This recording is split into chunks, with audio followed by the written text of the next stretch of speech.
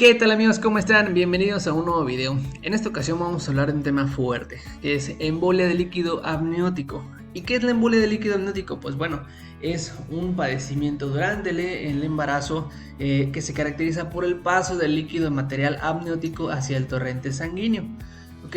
Esta normalmente puede ocurrir durante el parto o durante el posparto inmediato. Se caracteriza por un comienzo agudo, puede haber disnea o colapso cardiovascular. Más adelantito hablaremos sobre la clínica en específico, ¿de acuerdo?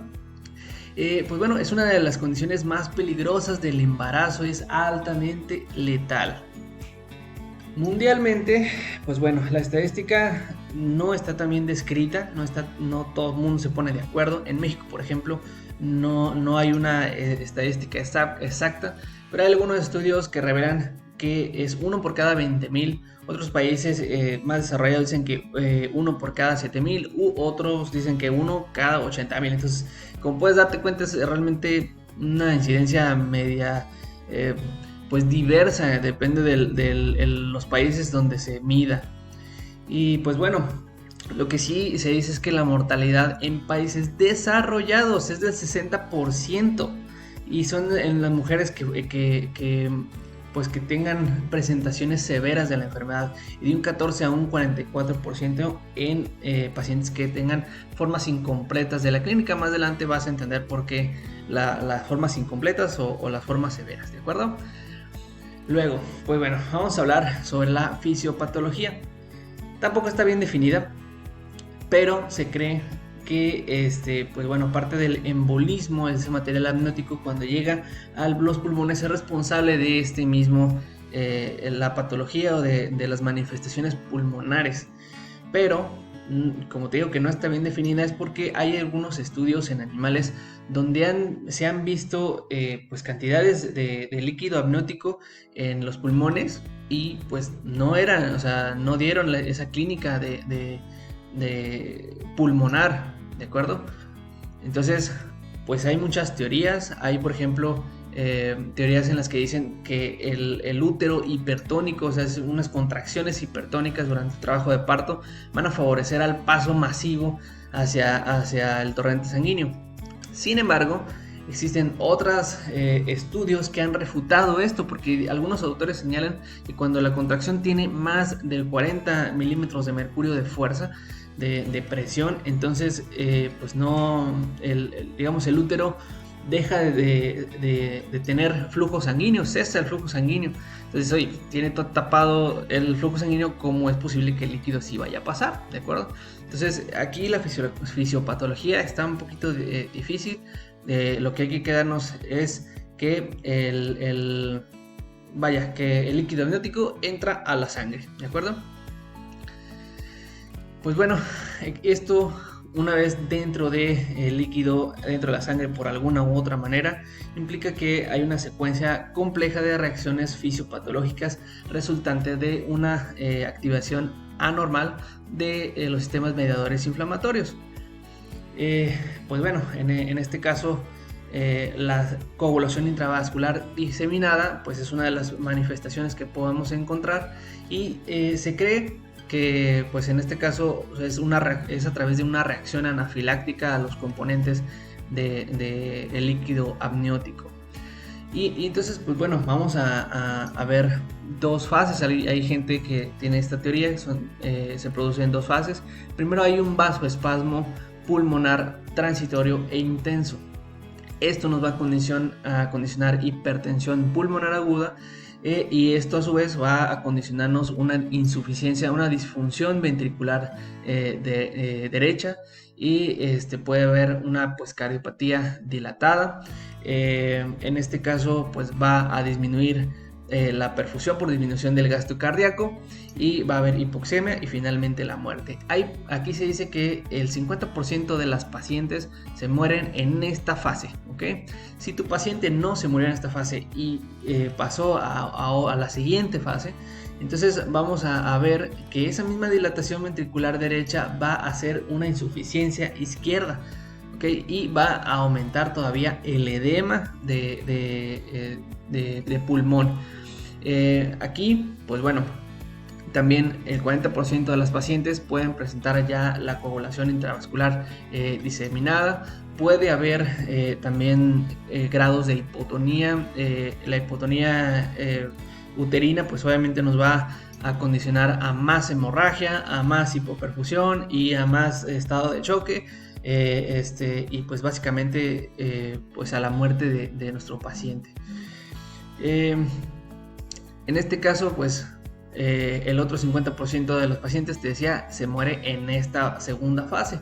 ¿Y cuál es el cuadro clínico que vamos a encontrar en esta patología? Pues bueno, son digamos, en resumidas cuentas, y de aquí se van pues desglosando los matices de cada presentación, de cada rubro, pero básicamente es nuestro colapso cardiovascular y nuestra coagulación intravascular diseminada.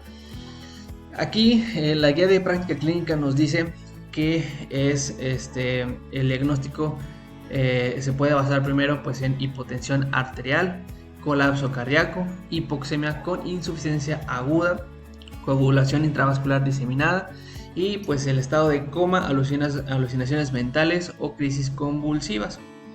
¿Okay? También hay un montón de signos que puede haber, signos y síntomas durante la patología.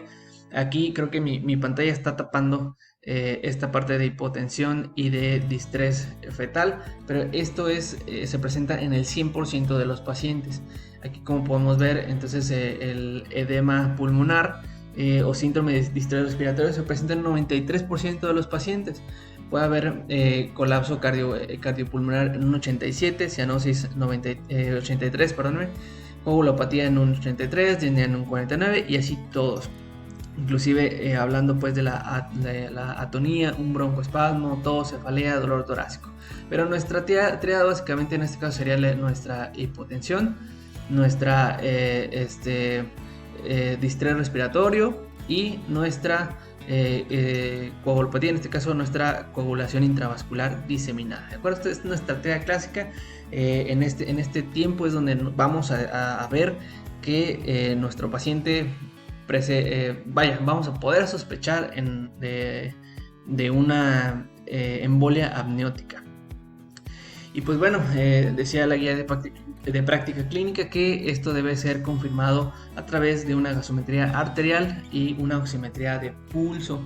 ¿De acuerdo? Esto es para pues evaluar nuestras capacidades ventilatorias. Ahora, esto pues también parte del manejo. Podríamos pensar en una radiografía. Esto es como para valorar el edema de pulmón, bueno, en general afecciones pulmonares. Y otra pues herramienta que podríamos utilizar es nuestro ecocardiograma, o tal vez, si pudiéramos tenerlo a la mano, un cateterismo cardíaco para medir la presión arterial pulmonar. Esto es en la bonita teoría, amigos, porque seamos honestos, al menos en México, en países pues no tan bien desarrollados, pues no vamos a tener todo a la mano. O sea, a lo mejor la oximetría sí, la gasometría sí, pero que por ejemplo entren a sacar la radiografía, que entren al ecocardiograma, que entren al cateterismo así de volada, va a ser difícil. Entonces, pues en este caso el diagnóstico de embolia pulmonar se da a través del descarte, ¿okay? Más adelante hablaremos un poquito más de cómo vamos a ir descartando ciertas patologías, pero pues es un diagnóstico que, si nosotros vemos nuestra triada, simplemente vamos a empezar a dar nuestro manejo, y ya si hay tiempo pues podremos pensar en hacer cualquiera de estos estudios complementarios, que de cierta forma pues claro que nos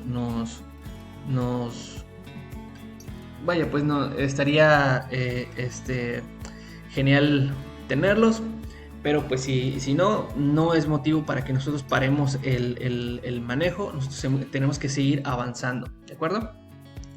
Y ahora, pues en este caso, ¿cómo sé yo que cómo puedo pensar en una coagulación intravascular diseminada?